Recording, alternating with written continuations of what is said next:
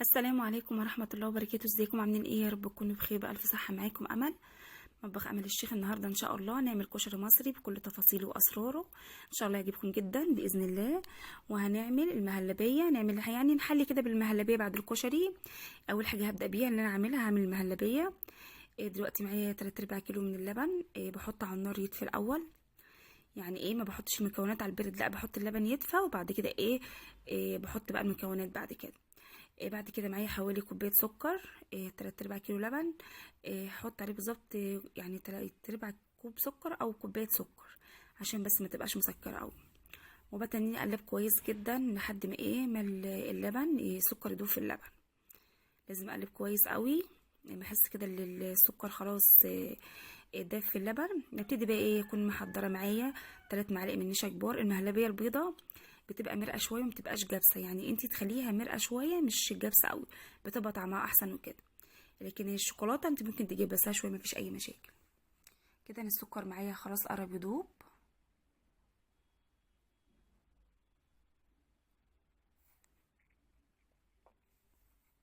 هبتدي بقى اجيب النشا دلوقتي، واكون محضره مثلا نقطه ميه بس كده، ادوب في النشا في الميه، واروح جايه على طول. هنزل دلوقتي بالنشا على على اللبن على طول.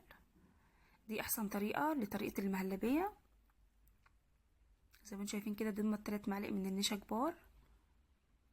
واحط عليهم كده بون في ميه، حاولي بس نقطه ميه بسيطه بس كده، لان ما بحبش اضيف على المهلبيه ميه، يعني مش كتير يعني. فنزلت وبتنني كده اقلب باستمرار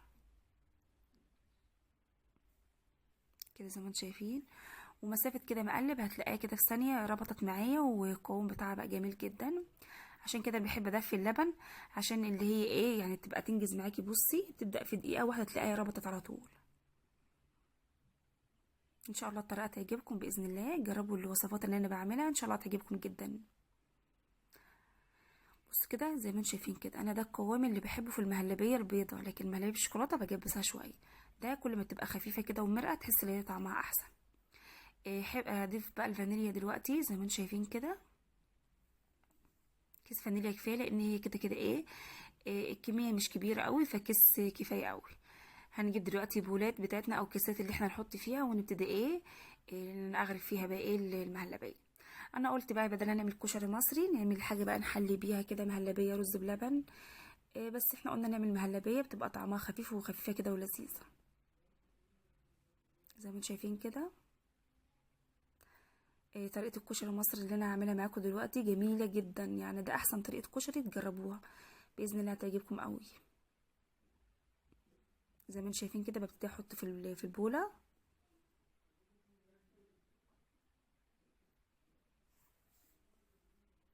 كل دلوقتي حاجه عادات سهله، احنا بس نتشجع كده ونقوم نخش المطبخ، هنلاقي كل حاجه بتنعمل بكل بساطه ان شاء الله.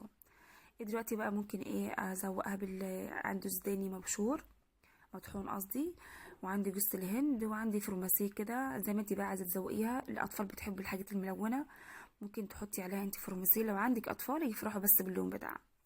فانا هزوق بالاتنين وكده.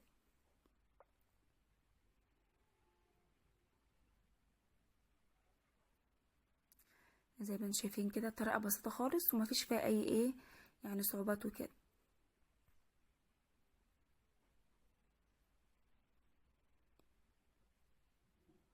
كده بالشكل ده زي ما انتم شايفين.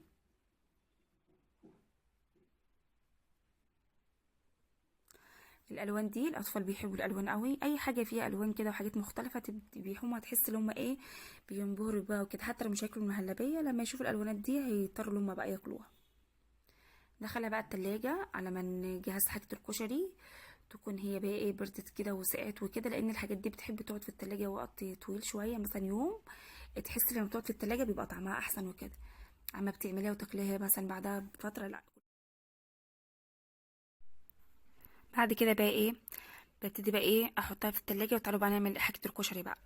اول حاجه هبدا بيها الصلصه. دلوقتي انا معايا بصلايه مبشوره زي ما انتم شايفين كده، وفصين توم. انا بحط في الصلصه البصل وتوم. ما بحطش توم بس ولا بصل بس، لا الاتنين. بس الدقه كده بتبقى طعمها، بصوا والله العظيم يعني انت هتعملوا الكشري ان شاء الله بنفس الطريقه وتشوفوا ان شاء الله الطريقه عامله ايه، جميله جدا. ده احلى كشري ممكن تجربوه. يعني مش بحب احمرها قوي عشان بس المعده وكده، فيعني بس تدبل حاجه بسيطه. ببتدي بقى ايه، اكون فرمه الطماطم بتاعتي وصفيها. اهم حاجه تصفي الطماطم لان القشر بتاعها مش صحي، فتحاولوا تصفوه على قدر الامكان وكده في كل ايه وصفات كل اللي انتوا بتعملوها وكده. فحط الطماطم كده زي ما انتم شايفين. اول حاجه بدات بيها الصلصه عشان ايه، على ما تتسبك نكون خلصنا ايه الكشري. على فكره الكشري ما خدش مني حاجه ولا المهلبيه، كل الموضوع كان نص ساعه وكان الاكل جاهز. بعد كده تعالوا بقى نشوف هنعمل الكشري ازاي. معايا بص الرز والعدس بيبقوا الاتنين مقدار واحد، لو ربع رز بجيب ربع عدس، لو ربع كده كله يبقى مقدار واحد. وشعريه ومكرونه ايه اللي هي المعوجه ديت، ومكرونه سباكيتي. بس هي دي المكونات، ما فيش اي مكونات تانية. بعمله في حله واحده عادي، بس باجي على المكرونه بسلقها، لازم اسلقها عشان خاطر ايه بيبقى فيها نشا كتير، ما يبقاش كله ايه نشا كده. بحط زيت، الكشري بيتعمل بزيت ما بيتعملش بسمنه. بعد ما احط الزيت هنزل بالشعريه.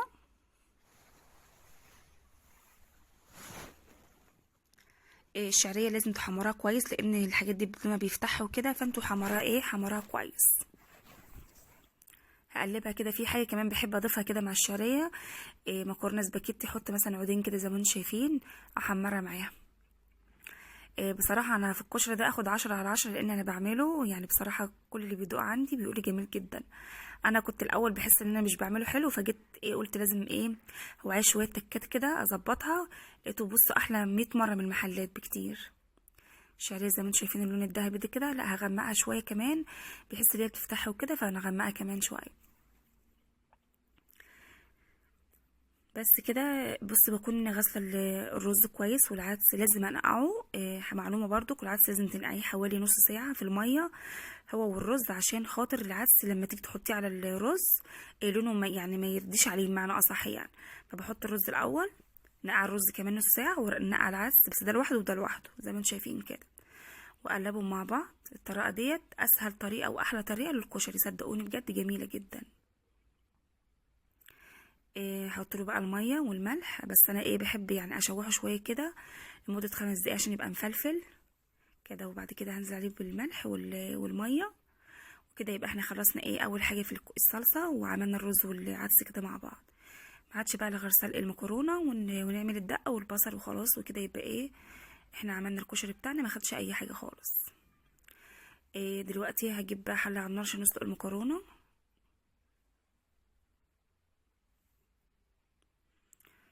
حطيت فيها اهوت المكرونه.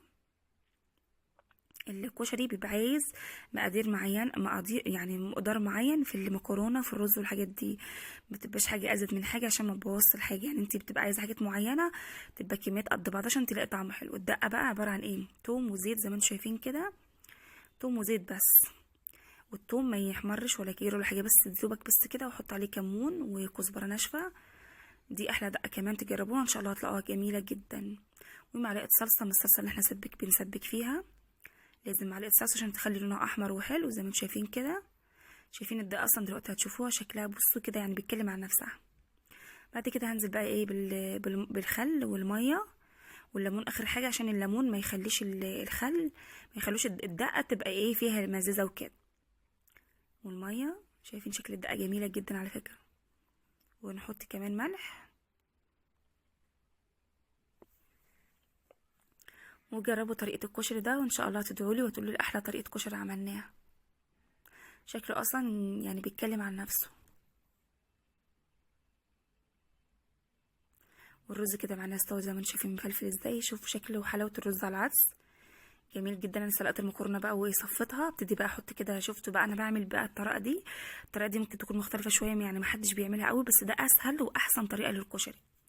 اهم حاجه انا ما برضاش احط المكرونه تنسلق مع عليه، لان المكرونه بتبقى فيها نشا كتير، ما يبقاش كله ايه نشا كده. بعد كده بشوف الصلصه بتاعتي اتسبكت، بحط لها بقى ملح وفلفل وكزبره ناشفه وكمون وسبع بهارات، وحطت لها نص معلقه سكر برضك عشان إيه تبقى مسكره وتبقى تشيل الحموضه وكده. بعد كده تعالوا نعمل بقى البصل مع بعض.